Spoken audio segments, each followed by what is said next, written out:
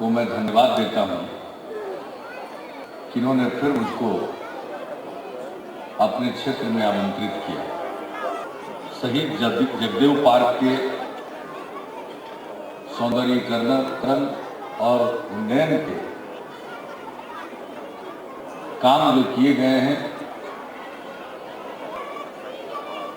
उसका लोकार्पण करते हुए मुझे प्रसन्नता हो रही है। आप सबके बीच आने का मौका मिला। रेलवे लाइन के दक्षिण का इलाका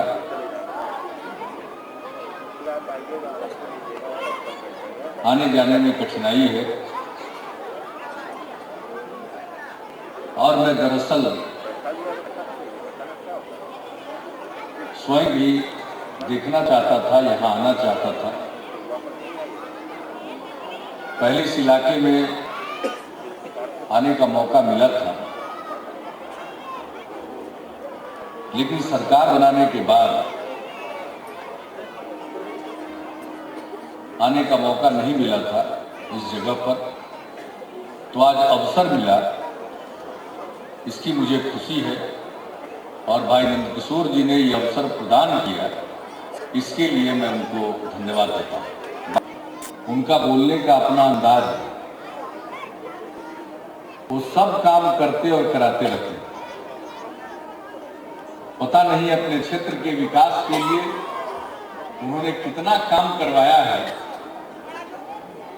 और शायद ही कोई विभाग बचा होगा बिहार सरकार का जिसके माध्यम से जो कुछ भी संभव था वो उन्होंने नहीं कराया। इसलिए पटना सिटी के इलाके में अनेक पार्कों का भी निर्माण हो रहा, ये इनकी पहल पर हो रहा, बधाई के पात्र हैं। हम चाहते हैं कि पटना में लोग खुली हवा में सांस लें, बच्चे पार्क में खेले, बुजुर्ग लोग उस पार्क का उपयोग करें। और पटना में 2 जगह जब हम लोगों ने प्रयोग किया तो देखा कि वातावरण बदल गया और बच्चों की खुशी देखते बनती। तो हमने सोचा कि पटना में बहुत पार्कों की जगह है, खुली जगह है, अगर उनका हम ठीक से विकास कर दें, उसमें पार्क का निर्माण कर दें और न सिर्फ निर्माण कर दें बल्कि सब दिन के लिए पार्क के रख रखाव का भी कोई न कोई प्रबंध कर दें, तो फिर ये बहुत सुंदर लगेगा और पटना की खूबसूरती बढ़ जाएगी। इसलिए हमने एक कार्यक्रम में कुछ समय पहले कहा था कि हम पटना को पार्कों का शहर बनाएंगे। तो मेरा मजाक उड़ाएगा। श्री लालू प्रसाद जी ने सबसे अधिक मेरा मजाक उड़ाया और कहा कि पटना पार्कों का शहर नहीं है, ये पार्कों का शहर है। अब पार्क बनना शुरू हो गया, कितने पार्क बन गए। अभी हम गए थे पटना में श्री कृष्ण नगर में उसका उद्घाटन करने के लिए, तो वहां बच्चों को, उनके अभिभावकों को, माता पिता को, बुजुर्गों को हमने उत्साह में देखा, उमंग में देखा, उल्लास में देखा। और जब तक कोई देखेगा नहीं, इस बात को महसूस नहीं कर सकता है कि पार्कों की कितनी उपयोगिता है, उद्यान की, वाटिका की कितनी उपयोगिता है और कितनी बड़ी जरूरत है। टेलीविजन में लोग चिपके रहते हैं, टेलीविजन भी लोग देखें, कंप्यूटर पर भी खेलें, लेकिन खुली हवा में आकर पेड़ पौधे के बीच में कुछ समय बिताना स्वास्थ्य के लिए भी अच्छा है। और जब किसी चीज को कोई बच्चा देख लेता है एक बार तो उसको सब दिन याद रहता है। के बारे में पूछा जाएगा तो कहा, बहुत लोग कहेंगे कि पटना बच्चों के पार्क का शहर, चारों तरफ बच्चे खेलते हुए मिलेंगे। अभी कंकड़बाग में जाकर के देखिए, भैया जी की मूर्ति लगाई है, जीपीओ के पास मूर्ति थी, वो चारों तरफ से फ्लाईओवर बन रहा था, मूर्ति नीचे आ गई, चारों तरफ से घिर गई, तो उसको वहां से स्थानांतरित करके हमने लोहिया नगर में कंकड़बाग में पार्क में स्थापित किया। और इसकी कल्पना की जा सकती है। तो मुझे इस कार्यक्रम में शिरकत करते हुए बहुत प्रसन्नता हुई और यहाँ लोगों से मिलने के लिए स्कूल के इस प्रांगण में मीटिंग रखी गई। तो मैंने आते ही पूछा कि ये कौन सा स्कूल है। उसके बाद की कहानी तो संतोष मेहता जी ने सुना दी, कागज भी हमको मिल गया और नंदकिशोर जी की जो अदा है उस अदा में इन्होंने सब कुछ कह दिया कि मांगने की जरूरत नहीं है। आपको क्या मांगने की जरूरत है? आप स्वास्थ्य मंत्री हैं, एनडीए के कन्वीनर हैं, आप तो देने वाले हैं, आप तो बिहार भर में लोगों को देते हैं, तो आपको क्या मांगने की जरूरत है? इसलिए यहाँ हमारे पटना के कलेक्टर साहब बैठे हुए हैं, हमने उनको कह दिया है कि बगल में जो जमीन है, चाहे वो नगर निगम की हो, राजस्व की हो, जहां से भी हो, उसका इंतजाम करिए ताकि स्कूल का भवन वहां बन सके और उसके बगल में बच्चों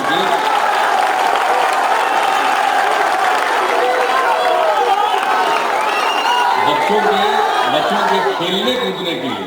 अब पार्क तो घूमने के लिए और छोटे बच्चों के खेलने कूदने की जगह हो गई, लेकिन जो बड़े बच्चे हैं उनके खेलने की जगह होनी चाहिए, खेल का मैदान होना चाहिए। हमने दोनों बात जिलाधिकारी को कहती है कि अब सारा सब कुछ देख करके, नाप जोख करके, जिसके पास भी हो हम उसका उपाय निकालेंगे और इस इलाके के लोगों की इच्छा की पूर्ति हो और जो लोगों के मन में खुशी होगी। जिस तरह से तालियों की गड़गड़ाहट से आपने सुनते ही इसका स्वागत किया, तो मैं समझ सकता हूं कि अगर ऐसा हो गया तो आपको कितनी खुशी होगी। और बाकी मुझे ज्यादा कुछ नहीं कहना है।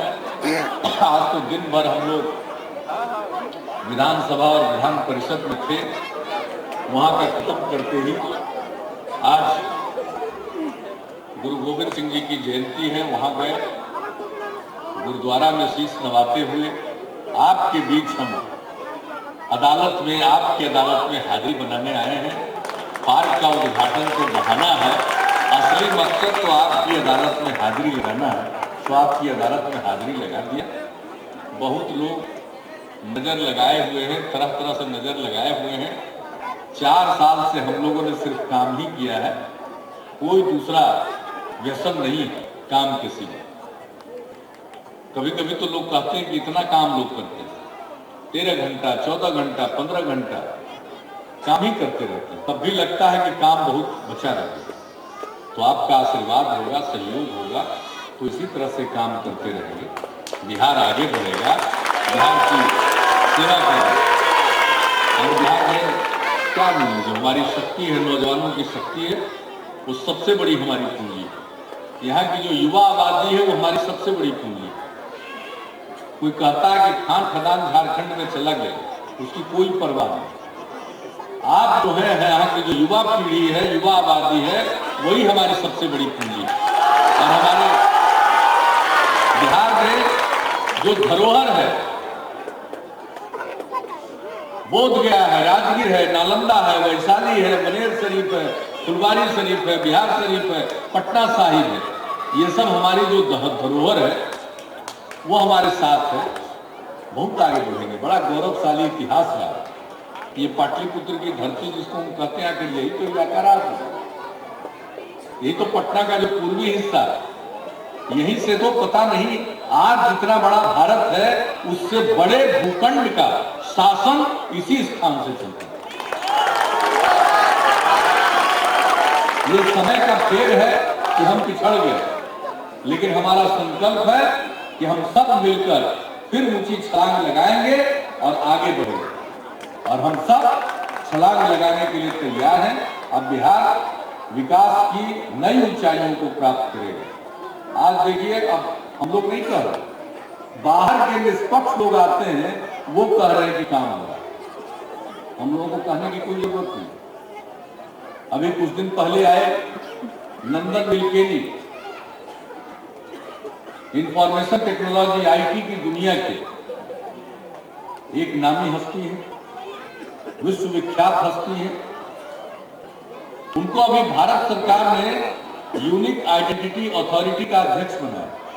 यूनिक आइडेंटिटी अथॉरिटी एक प्राधिकार केंद्र सरकार ने गठित किया है, जिसका काम होगा देश के प्रत्येक व्यक्ति को एक खास पहचान संख्या निर्गत करना। तो बड़ा काम है, उस काम के लिए उन्हीं को अध्यक्ष बनाया गया है। आए थे बिहार, कैसे किया जाए प्रारंभिक बातचीत करने के लिए।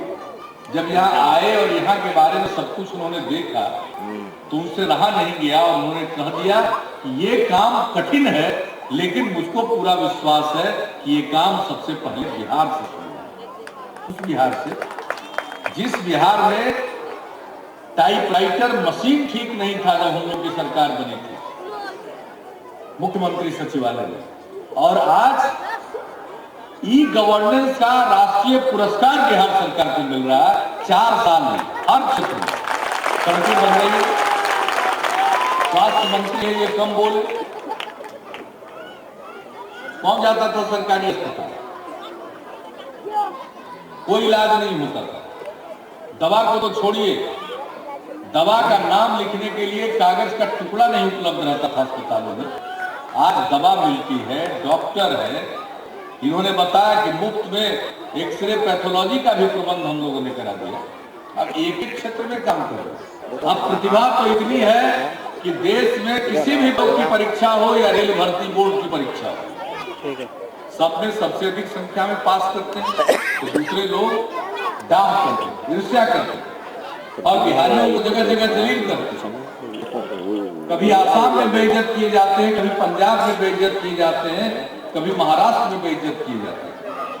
ये तो देश का हिस्सा। बिहारी अपने मेहनत की रोटी खाता, अपने बुद्धि के बदौलत कमाता, भीख नहीं मांगता, किसी के दया और रहमो करम पर निर्भर नहीं रहता। तो जब आसाम में, पंजाब में, महाराष्ट्र में बिहारियों को जलील किया जा रहा था तो हमने कहा था ये तो देश है, संविधान हर नागरिक को यह अधिकार देता है कि देश के जिस हिस्से में चाहे जाए, रहे, काम करे, कमाए, इसका अधिकार है, मौलिक अधिकार। इसलिए देश के अंदर कौन रोक सकता है? और ये तो देश के अंदर का हिस्सा है, भारत के अंदर का हिस्सा है। वहां क्यों न बिहारी पहुंचे? बिहारियों में तो इतना दम है कि कल अखबार में छप जाए कि चांद पर बहाली होने वाली है तो लोग चांद पर जाने के लिए तैयार हैं।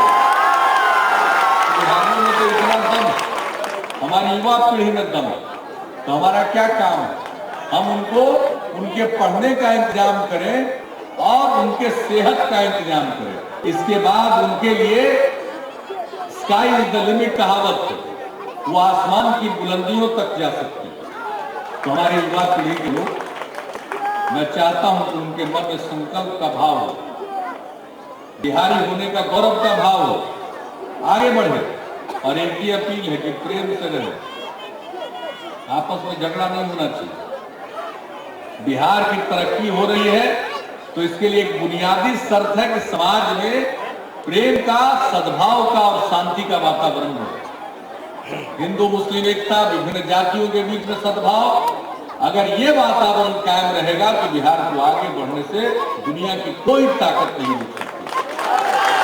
तो बाकी काम हमारा है, और सद्भाव और मोहब्बत का वातावरण बनाए रखिए। बहुत आगे जाना है।